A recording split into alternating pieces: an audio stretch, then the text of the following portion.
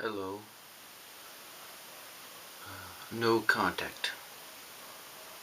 I wanna try to tell you how it has been with me, this thing. Whatever I said to the narcissist, it had no effect. She was passive aggressive. She pretends to agree with me. She pretended to agree with me, but in reality she didn't agree. If I said something, it was wrong. If I didn't say something, I was wrong. So I was wrong in both cases. Okay, if I did something, she would get very angry at me, and if I tried to defend myself, she would get angrier.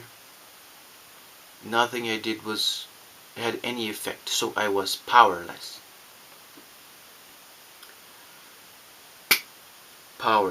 And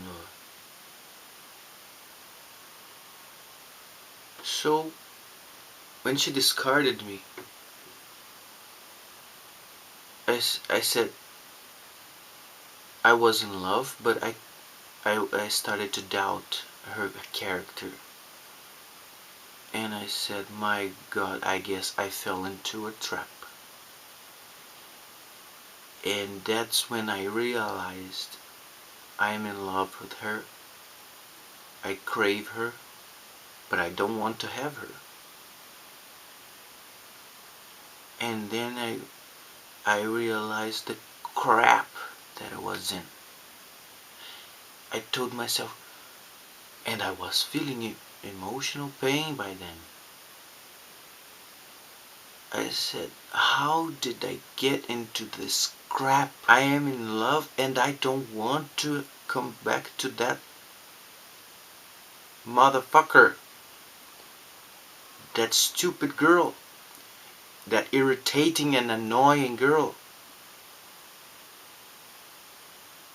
And I remember one night I was lying down on my bed feeling the craving, which then I discovered that I was addicted to a person. I never imagined that could happen. And then I started to discover about narcissism, addiction to people, and I said, this sucks. How did all that dream became this crap? And then I felt shame, but mainly powerlessness. So she came with the hoovering, and I started to think to myself. I said, okay, she wants to give me a gift. Do I really want to receive it? Because nothing I say works. If I stay, she's not gonna treat me well. She's not gonna be a real friend. If I leave, she's not gonna be a real friend anyhow. So whichever road I took, it was crappy. It was going to be a crappy road. So it was like a double bind. I said, well, if I do this, I'm going to suffer. If I do that, I'm going to suffer. What the hell? So why do anything?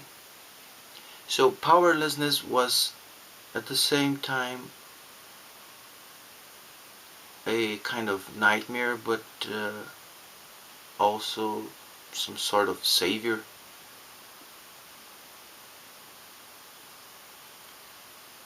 And I said, so how am I gonna solve this double bind? And I read, and I said, so what I can do is leave.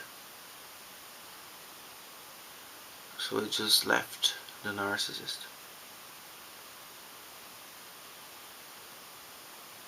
And helplessness and powerlessness was a big issue afterwards.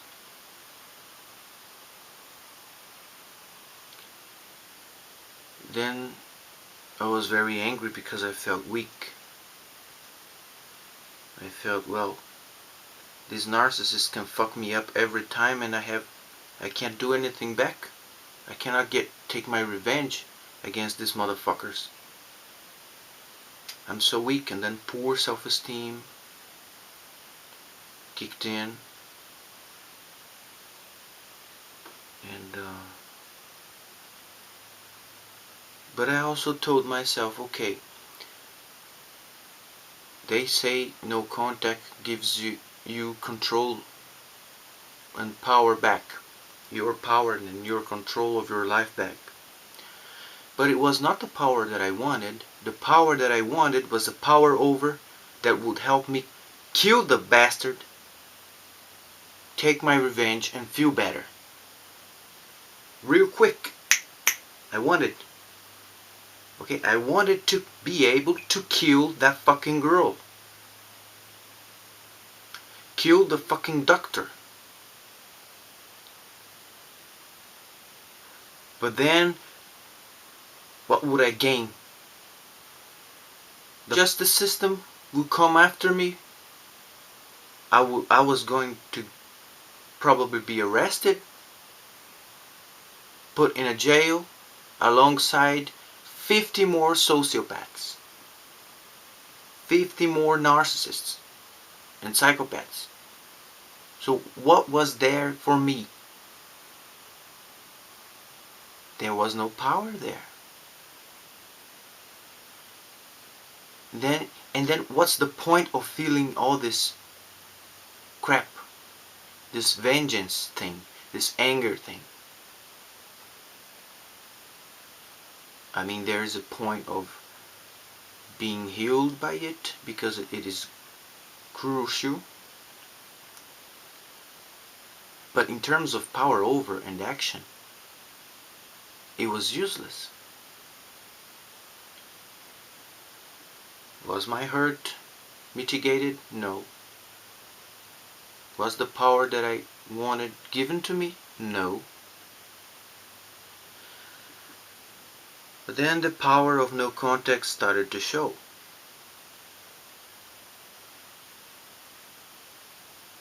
Three months I was addicted. I was craving for her.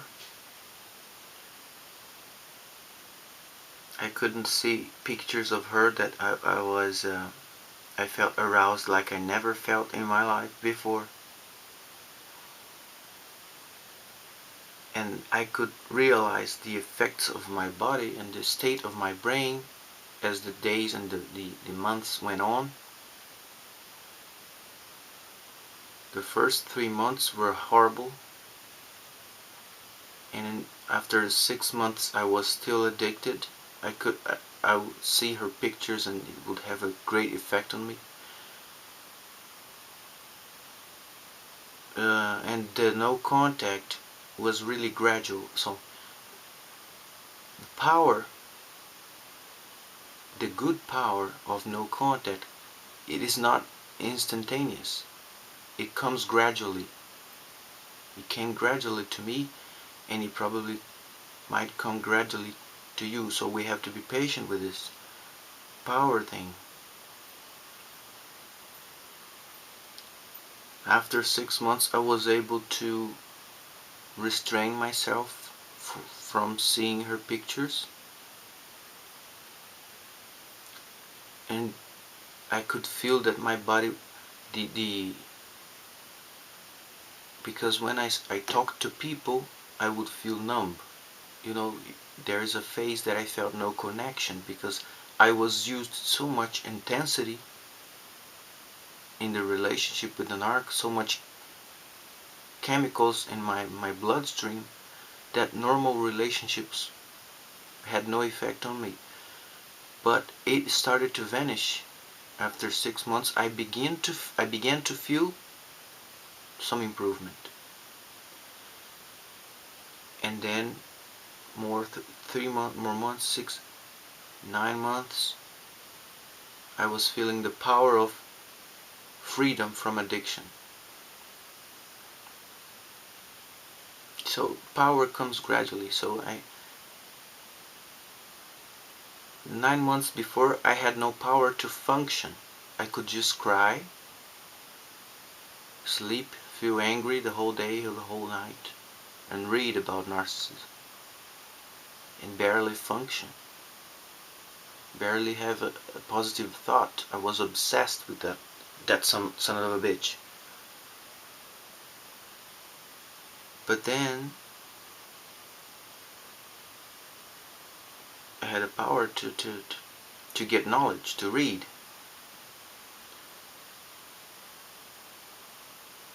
And then you start to have power to watch documentaries, and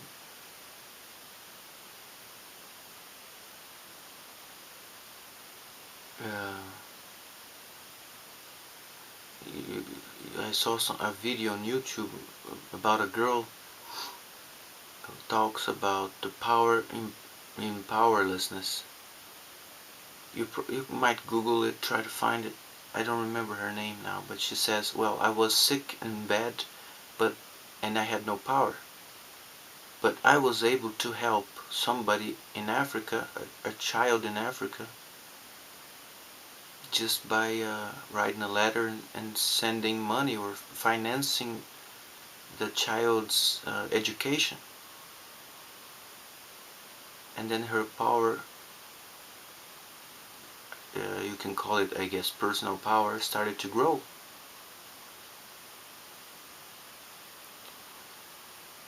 And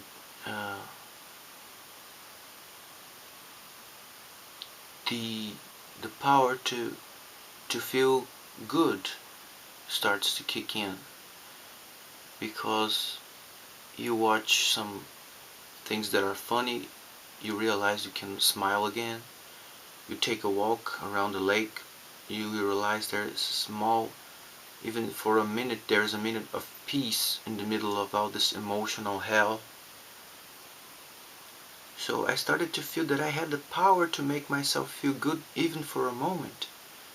And then I read on the internet about somebody giving advice. The guy said, try to be as happy as you can for as long as you can, as much as you can, while in recovery from narcissistic abuse. So I did this.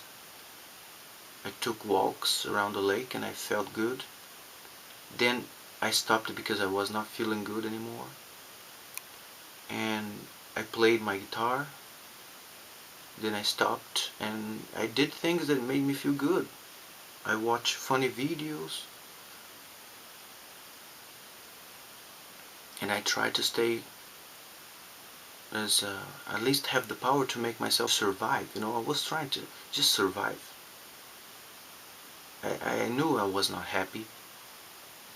I knew I am not happy and I'm not cured and healthy, but I have the power to make myself smile now.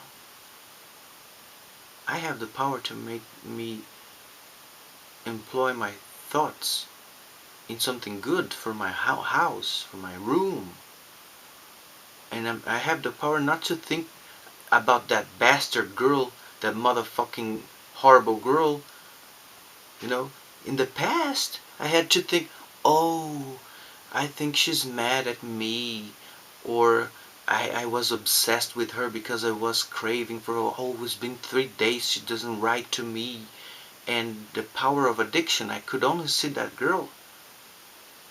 Now I have the power to think about other good people, other girls that are in my life that I'm close with now. I have the power to talk to them, and sometimes I feel hurt, but it's just residual hurt from the narcissist. And I take some time to take a breath, and then I start the conversation again. And they have been very generous with me. I have the power to think about interior design and decoration. Who would have thought that I would like this stuff?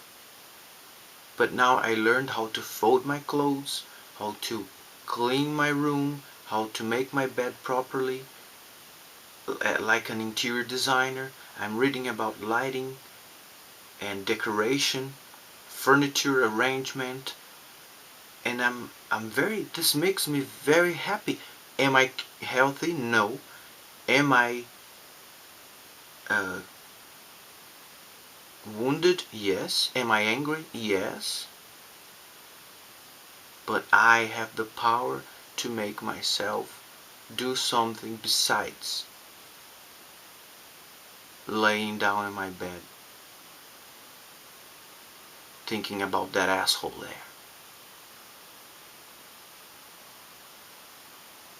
That fucking narcissist that feels pleasure if she would see me crying for her, even today. So no contact break the addiction. My body began to recover from the chemical attachment and emotional bonds that I had towards that girl. I had 100% of guilt.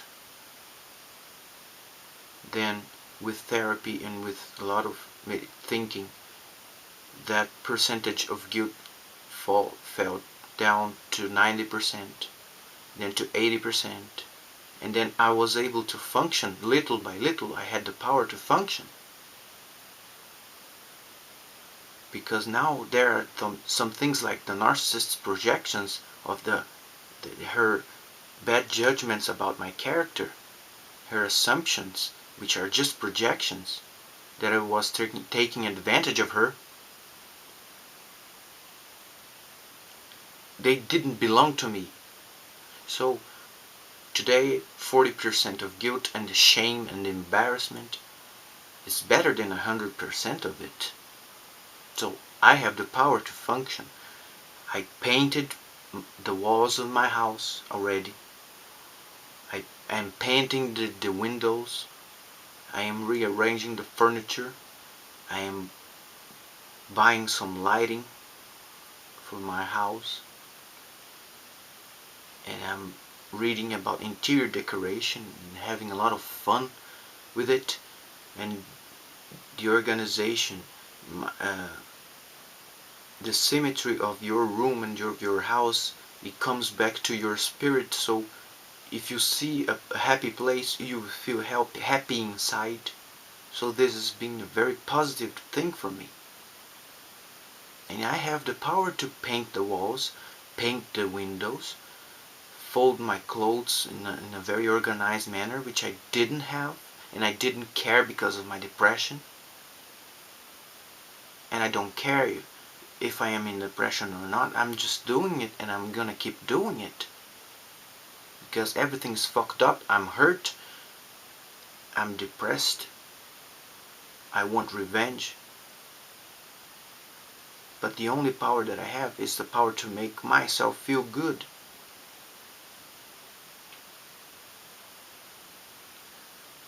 And perhaps that's the best kind of power of no contact.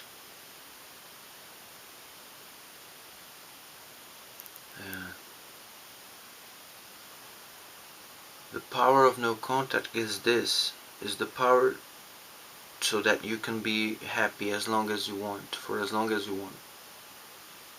And maybe that's the only thing that matters in the end. The power to make your decisions, to think for yourself. And I think that's a kind of power that is kind of worth waiting for, fighting for. And I am having the power of not being supply, of not feeding the fucking narcissist with unhappiness.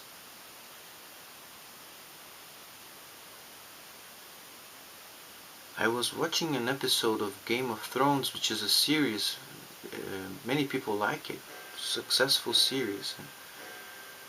There was a guy who was hitting the girls, some girls, and every time they screamed in pain, he was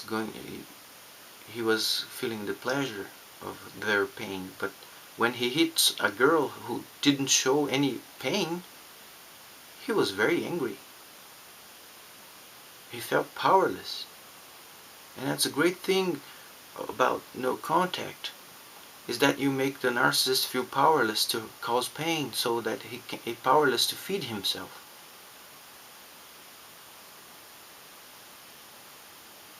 So maybe these thoughts might help somebody, and I want to thank you for your time.